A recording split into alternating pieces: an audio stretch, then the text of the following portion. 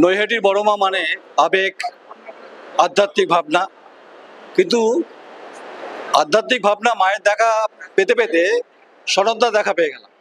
সনদ দে নৈহাটি বিধানসভার বিধায়ক, সারাদিন ব্যস্ততা থাকে, অধিকাংশ মাকে নিয়ে থাকেন, মায়ের কাজকর্ম থাকেন, মন্দির থাকেন, এলাকা খেলাধুলো সব মিলে। সনদদা জিতে আসার পর অনেক অনেক কথা হয়েছে, অনেক কাজ। আপনি যেহেতু ফুটবল প্রেমী মানুষ, ক্রীড়াপ্রেমী মানুষ, আর সবটাই হচ্ছে আপনার মাকে ঘিরে, মানে বড় মাকে ঘিরে, তার আশীর্বাদে আজ আপনি এই জায়গায় দাঁড়িয়ে আছেন। অনেক কাজ বাকি রয়েছে, সবে শুরু হয়েছে। 26-এ নির্বাচন, একদিকে বিজেপির আক্রমণ, এসআইআর ইস্যু, সব ইস্যুকে মোকাবিলা করার ক্ষেত্রে মায়ের আশীর্বাদ নিশ্চয়ই আপনার থাকবে। বড় মায়ের আশীর্বাদ তো 100%। বড় মায়ের আশীর্বাদ ছাড়া আমি নির্বাচন যেদিনকে নমিনেশন দাখিল করি সেদিনও বড় মায়ের আশীর্বাদ নিয়ে গেছি। নির্বাচনের দিনও আমি বড় মায়ের আশীর্বাদ নিয়ে সারা নৈহাটি করেছি। বড় মায়ের আশীর্বাদ। আজ কৌশিকী অমাবস্যা, এই কৌশিকী অমাবস্যার দিন আমি মায়ের কাছে এসে কামনা করলাম সারা নৈহাটিবাসী সহ সারা বাংলার মানুষকে ভালো রাখুক, শান্তিতে রাখুক। সাথে সাথে এটাও কামনা করলাম যারা এই বাংলাকে অপমান করছে, মা তাদের প্রতিও দৃষ্টি দাও, তাদের একটু যাতে শুভবুদ্ধি হয়, বাংলাকে অপমান করা যাতে তারা বন্ধ করে, এটা মা তাদের আশীর্বাদ করুক, তাদের একটু শুভবুদ্ধি দিক যাতে তারা বাংলাকে অপমান না করুক। আমাকে অপমান করুক, ব্যক্তিগতভাবে কারো করুক, বাংলাকে যেন অপমান না করে, এটাই শোনো, তোমার কি মনে হয় যে বাংলাকে অপমান করা, বাংলা ভাষাকে অপমান করার জন্য যে মনোভাব বিজেপি দেখাচ্ছে, নাম করেই বলছে বিজেপি দেখাচ্ছে, মহারাষ্ট্রে আক্রান্ত হচ্ছে, হরিয়ানা আক্রান্ত হচ্ছে, বিহারে প্রায় 60 লক্ষ ভোটারের নাম বাদ যাচ্ছে, এসআইআর পশ্চিমবঙ্গে লাগু হবে। আমি মায়ের মন্দিরে চাইছিলাম না বলতে, কিন্তু এটা তো রাজনীতি ঢুকে যাচ্ছে সমাজ জীবনের মধ্যে। আমি আবারও বলি যে আমি মায়ের মন্দিরে কোনো রাজনৈতিক কথা বলবো না, শুধু বলবো তাদের শুভবুদ্ধির উদয় হোক, এটাই শুধু বলবো। মায়ের কাছে কামনা করবো এদের শুভবুদ্ধির উদয় হোক। ক্রীড়া নিয়ে অনেক আপনার ভাবনা, ফুটবল নিয়ে অনেক ভাবনা, আপনি কলকাতা থেকে টেনে নিয়ে এসছেন এই অঞ্চলে, এবং আগামী দিনে আরো একাডেমি করার কোনো ভাবনা চিন্তা আছে কিনা, ক্রিকেট নিয়ে ভাবনা চিন্তা আছে কিনা, এবং নৈহাটি অনেক গ্রাম রিমোট এরিয়া আছে যেখানে অনেক প্রতিভাবান ছেলেমেয়েরা যারা পড়ে আছে, সনদের দিকে তাকিয়ে আছে, তারা এরকম কোনো ভাবনা তাদেরকে তুলে আনা যায় কিনা ভাবনা চিন্তা।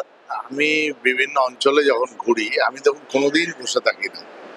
আমি সকাল 8টায় ঘুম থেকে উঠি, আমি 8:30 থেকে মানুষের সাথে মানুষের অভাব অভিযোগের কথা শোনার জন্য 8:30 থেকে 11টা পর্যন্ত বাড়িতে থাকি।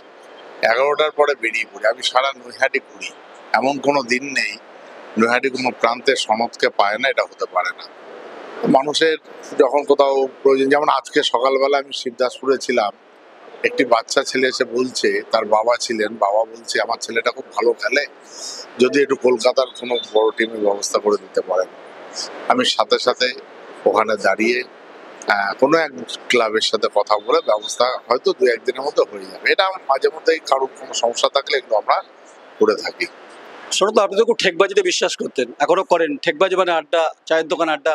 আচ্ছা, সেই সনদ কি এখন পারে ঠেকবাজি করতে?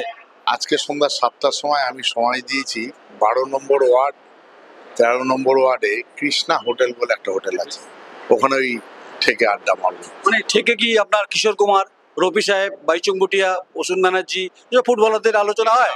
সব রকম আলোচনা হয়। আড্ডা মারতে বসলে শুধু খেলাধুলা নয়, শুধু রাজনীতি নয়, সব আলোচনা। আড্ডায় আড্ডা হবে, আড্ডায় যে আলোচনা হয় সে আলোচনা আজকে সন্ধ্যা 7টায় প্রতিদিন, আজ আছে, কালকেও আছে। আমি এখন এই কয়দিন, আগামী 7 দিনের কর্মসূচি দিয়ে দিয়েছি আমার নৈহাটির হিন্দি প্রকোষ্ঠের মাধ্যমে। আমি বিভিন্ন আড্ডা যেখানে হয় সেখানে থাকবো, আড্ডায় চলবো আজকের থেকে। আমি আর আটকাবো না, আমি শেষ প্রশ্নটা করবো। যখন মন খুব অশান্ত হয়, মন যখন প্রশান্ত হয়ে যায়, তখন কাকে স্মরণ করেন? বড় মায়ের সামনে দাঁড়িয়েই বলছে, আমি মনে প্রাণে লোকনাথ ঠাকুরের ভক্ত। লোকনাথ বাবা আমাকে সবসময় সাথ দেয়, বড় মা তো আছেই, বড় মায়ের আশীর্বাদ, লোকনাথ ঠাকুর। আমি এই নিয়েই আছি, তারামা নিয়ে আছি। তারাপীঠে তারামা আমার নৈহাটির বড় মা। নৈহাটির বড় মা এখন আর নৈহাটির নয়, সারা বিশ্বে, সারা বিশ্বের বড় মা। এই বড় মা, তারামা আর লোকনাথ বাবা। অনেক অনেক শুভেচ্ছা, অভিনন্দন সনদদা। আমি শেষ করতে হয়, সনদ দে শুধু মানে বিধায়ক নন, ঠেকবাজিতে বিশ্বাস করেন, মাকে ভরসা রাখে, তিনি বাবা লোকনাথের শিষ্য। সারাদিন নানান ধরনের আড্ডায় থাকে। আর এলাকায় বিভিন্ন ধরনের ক্রীড়াবিদ যে থাকে, যারা অবহেলার কারণে উঠতে পারছে না, সনদদা আছে পাশে। কলকাতা থেকে ফুটবলকে কিন্তু নিয়ে এসছে এখানে। আরও অনেক কথা হবে গঙ্গার পাড়ে নৈহাটি, ব্যস্ততার মধ্যে রয়েছে, তাই মায়ের মন্দিরে সনদদাকে পেয়ে গেছি, মাই তার ভরসা। আপনারা কমেন্টস করবেন, দেখতে থাকবেন। নমস্কার, আমি নয়ন রায়, আমার চিত্র সাংবাদিক গোয়েন্দিলা ব্যানার্জি, নৈহাটি। নমস্কার।